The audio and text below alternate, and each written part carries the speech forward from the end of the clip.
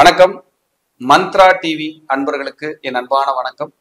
தொடர்ந்து இந்த சேனலுக்காக நீங்கள் கொடுத்து வருகின்ற ஆதரவிற்கு கோடான கோடி நன்றி. தொடர்ந்து இந்த சேனலை பாருங்க. இதில் வருகின்ற கருத்துக்கள், ஜோதிட பதிவுகள், ஜோதிட கருத்துக்கள் உங்கள் வாழ்விற்கு ஒரு வெளிச்சமாக நிச்சயமாக அமையும். தொடர்ந்து ஆதரவு தாருங்கள், பாருங்கள். இன்னைக்கு நம்ம பார்க்க இருக்கிற ஒரு அருமையான ஒரு தலைப்பு, எல்லோருமே கேட்டு இதை கேட்காத, என்னோட அலுவலகத்தில் கேட்டு வெளியில போகாத நபர்களே கிடையாதுங்க.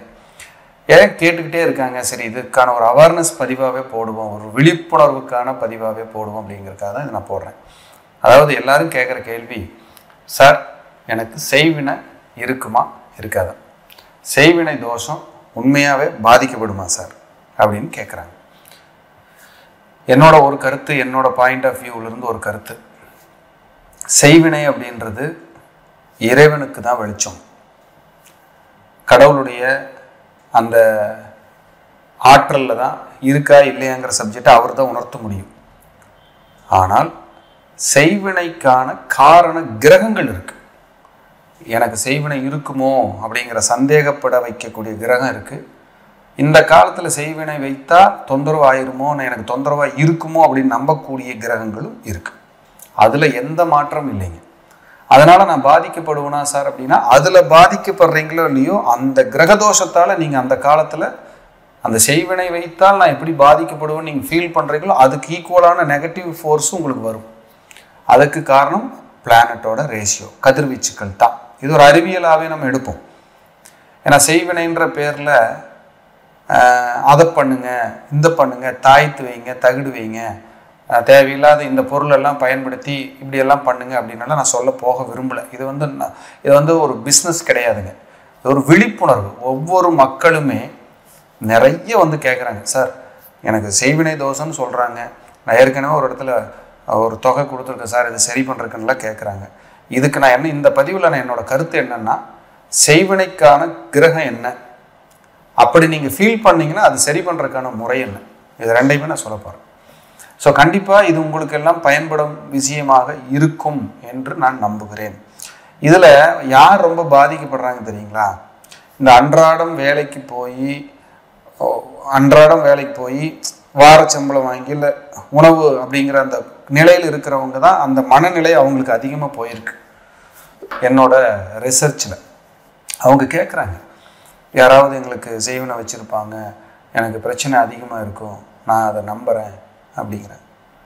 ஸோ இதுக்கெல்லாம் என்ன காரணம்? இந்த கிரகம் எங்கிருந்து இந்த மைண்டு இவங்களுக்கு கொடுத்து இயக்குது அப்படின்னா, செய்வினைக்கான காரண கிரகம் 3 தாங்க. ஒன்று ராகு. உங்கள் ஜாதகத்தில் ராகு திசையோ ராகு புத்தியோ நடந்தால் எனக்கு செய்வினை இருக்குமோ அப்படிங்கிற பயத்தில் கேள்வி கேட்குறாங்க. யாருக்கெல்லாம் ராகு சந்திரன் சேர்க்கை இருக்கோ அவங்கெல்லாம் எனக்கு செய்வினை தோஷம் இருக்குமோ அப்படின்னு பயப்படுறாங்க. யாருக்கெல்லாம் ராகு மாந்தி சந்திரன் சேர்க்கை இருக்குமோ செய்வினையால் எனக்கு ஏதாவது ஆபத்து வந்துருமோன்னு ரொம்பவும் பயப்படுறாங்க அப்படின்னா அது மிக இல்லை. இது உங்கள் ஜாதகத்தில் ராகு திசை நடந்தாலோ, ராகு புத்தி நடந்தாலோ, ராகு சந்திரன் சேர்ந்திருந்து தசா புத்தி நடந்தாலோ, அல்லது சந்திர திசை ராகு புத்தி நடந்தாலோ, குறிப்பாக சதயம், திருவாதிரை, சுவாதி நட்சத்திரத்தில் யாராவது பிறந்திருந்தாலும் அவங்களுக்கு மைல்டாக இந்த டவுட் இருக்கும். ஏன்னா ராகுவோட இன்ஃப்ளூயன்ஸு. யாருக்கெல்லாம் 5ஆம் இடத்துல ராகு இருக்கோ, யாருக்கெல்லாம் 2ஆம் இடத்துல ராகு இருக்கோ அவங்க சதா காலமும் இந்த வார்த்தை பயன்படுத்துவதற்கு வாய்ப்புகள் அதிகம். எனக்கு இந்த செய்வினை அந்த இதெல்லாம் நம்பிக்கை இல்லை சார், அதெல்லாம் என்ன பண்ணிடும் பார்த்துருவோம்னா, யாரெல்லாம் சூரியன் செவ்வாயோட ஆதிக்கமோ அவங்களாம் இதை பற்றி பெருசாக கேர் பண்ணிக்கவே மாட்டாங்க. மேச லக்னம் மேசராசி, கார்த்திகை உத்திரம் உத்திராடம், சிம்ம லக்னம் சிம்மராசி, விருச்சிக லக்னம் விருச்சிக ராசி, செவ்வாய் உச்சமடைகிற மகர லக்னம் மகர ராசி, இவங்கெல்லாம் அது என்ன பண்ணிடு சார், அது ஒரு மேட்ரே இல்லை சார்னு தைரியமாக காலரை தூக்கி விடுறவங்களா இருப்பாங்க. ஸோ இதெல்லாம் இவங்களுக்கு மைண்டில் ஓடிட்டுருக்கிற ஒரு சப்ஜெக்ட். ஆனால் செய்வினை தோஷம் உண்மையா இல்லையான்னு நீங்கள் கண்டறியறதுக்கு ஒரு அற்புதமான முறை பிரசன்னம் தான். அதுலேயும் சோழி பிரசன்னத்திலையும் செய்வினை தோஷம் இருக்குமான்னு கண்டுபிடிக்க முடியும். ஜாமக்கோள் பிரசன்னம், நான் ஏற்கனவே ஜாமக்கோள் பற்றி பேசியிருக்கேன். ஜாமக்கோள் பிரசன்னத்திலையும் செய்வினை தோஷம் இருக்கா இல்லையா அப்படின்னு கண்டறிய முடியும். செய்வினைக்கான காரண கிரகம் அப்படிங்கிறத நான் சொல்லிட்டேன்.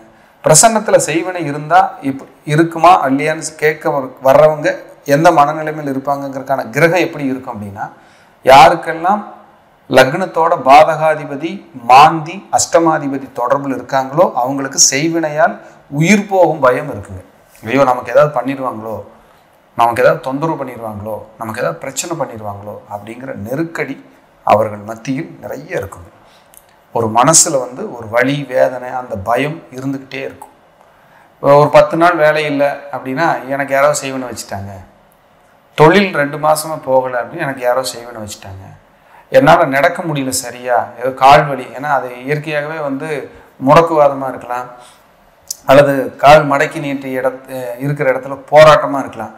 இதை கொண்டு செய்வினையோட லிங்க் பண்ணி சைக்காலஜிக்கலாக பாதிக்கப்படுவாங்க. அப்படியெல்லாம் இல்லை.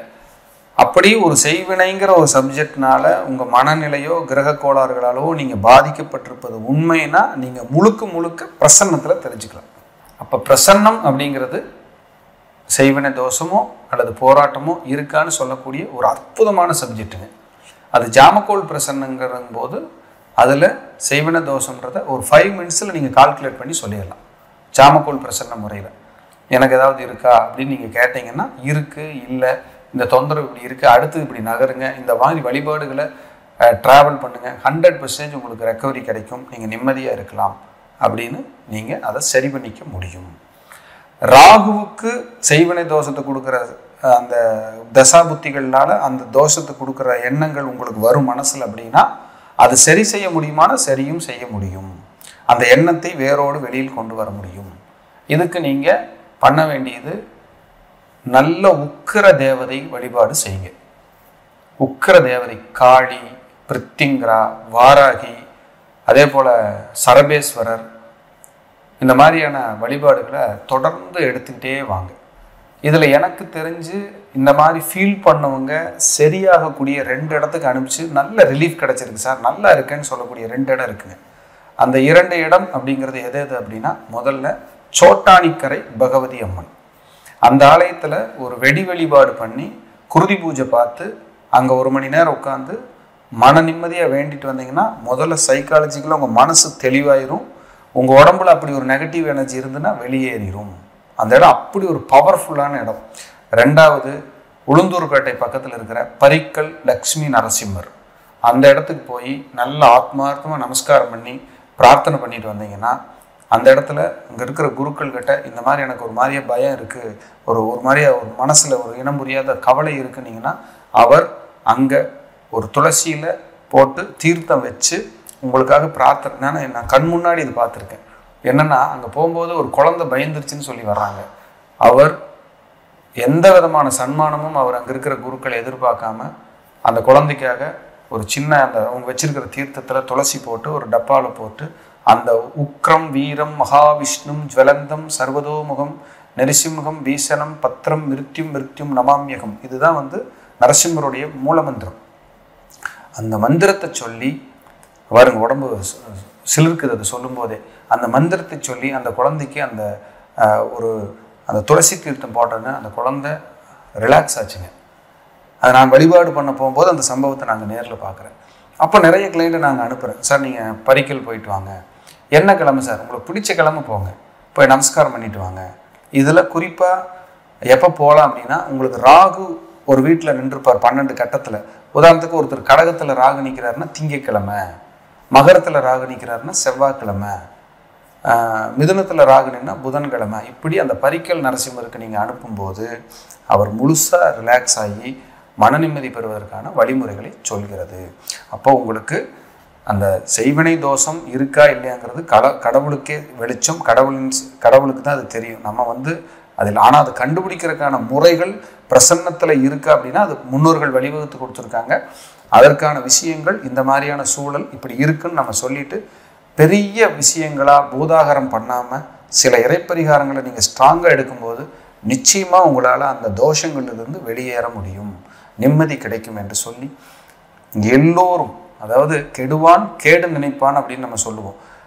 இதை ஒருத்தருக்கு நம்ம துரோகம் பண்ணுறோம், இல்லை தப்பு பண்ணுறோம், ஒரு தொந்தரவு பண்ணுறோன்னு யாராவது ஏதாவது பண்ண போனாலும் அது திருப்பி தான் அடிக்குமே ஒழிய கெட்டவர்கள் வாழ்ந்ததில்லை, நல்லவர்கள் வீழ்ந்ததில்லை. இதுதான் உண்மையோட விஷயம். இதை மனசில் வச்சுக்கங்க.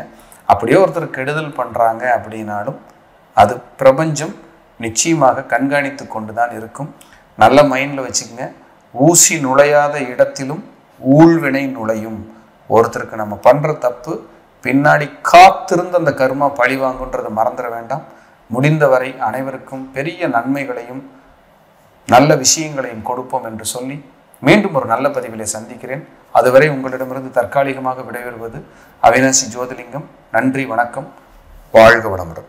தொடர்ந்து இந்த சேனலுக்காக நீங்கள் கொடுத்து வருகின்ற ஆதரவிற்கு கோடான கோடி நன்றி. தொடர்ந்து இந்த சேனலை பாருங்க. இதில் வருகின்ற கருத்துக்கள், ஜோதிட பதிவுகள், ஜோதிட கருத்துக்கள் உங்கள் வாழ்விற்கு ஒரு வெளிச்சமாக நிச்சயமாக அமையும். தொடர்ந்து ஆதரவு தாருங்கள், பாருங்கள்.